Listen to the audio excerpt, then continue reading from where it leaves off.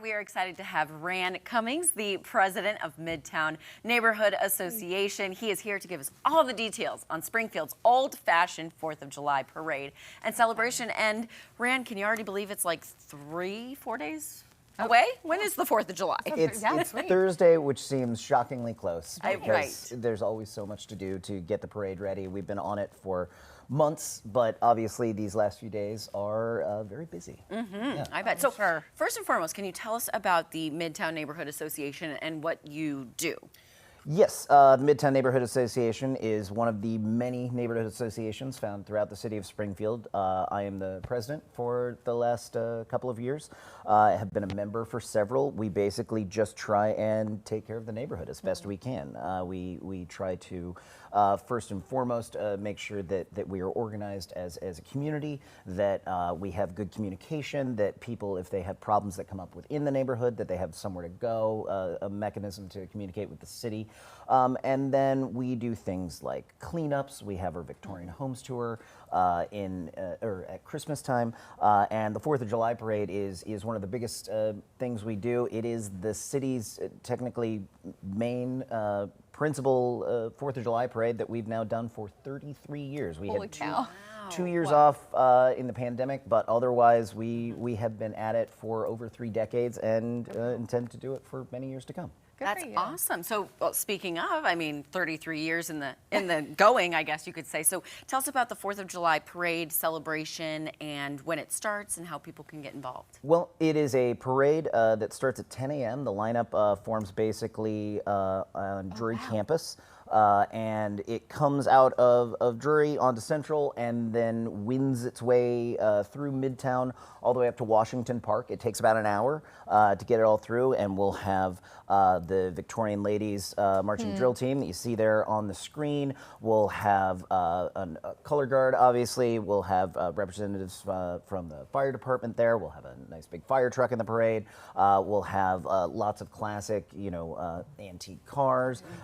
We'll have, anything from individuals who are just marching and have put together little floats for themselves. I believe that's a Woodland Heights car that we had right there. They always bring great energy to the parade. We do have any number of local businesses and individuals running for office. I mean, basically everything that you would come to expect from a good classic 4th of July parade.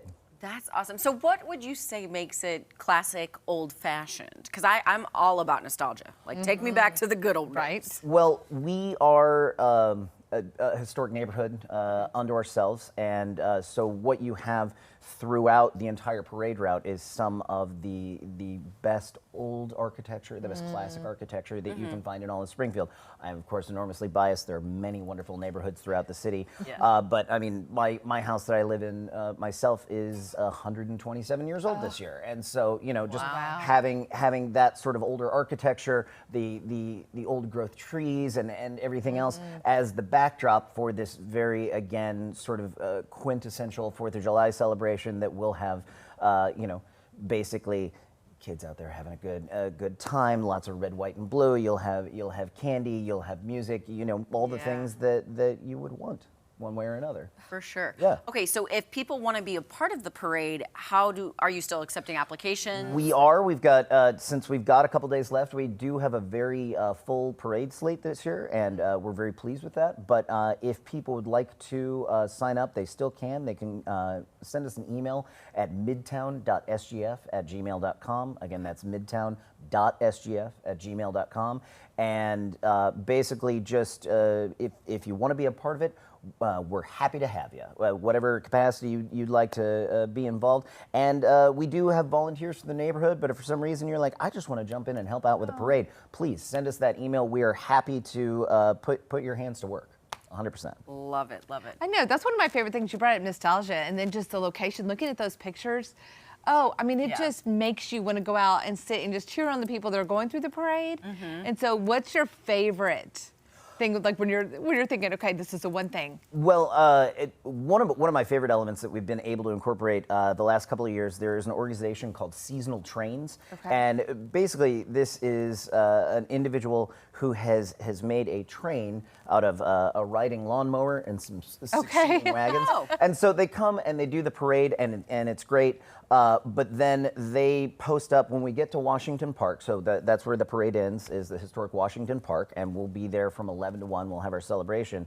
And Seasonal Trains gives kids rides just all around the park. They just go around the perimeter. Okay. And honestly, like, we have a solid line for this the whole time. Yeah. We basically just have to be like, all right, we're wrapping it up with the train. Right. Because Yeah. it's a good, but it is just fundamentally wholesome and adorable all the way around. Yeah. I love it. Okay, so for our viewers, one more time. Yeah. All the information for July 4th. Absolutely. So the parade will start at 10 a.m., basically coming out onto Central Avenue from Drury Lane. It will just find its way through Midtown. It basically goes north on Benton and then cuts over to Washington, and that's where it'll take itself up to Washington Park. The parade runs about an hour, from 10 to 1, and then, or from 10 to 11, excuse me. Yes. And then once we get to the park, Okay. we'll be at the park from 11 to 1. We'll have ice cream. We'll Boom. have games. We'll have music. All of we'll it. have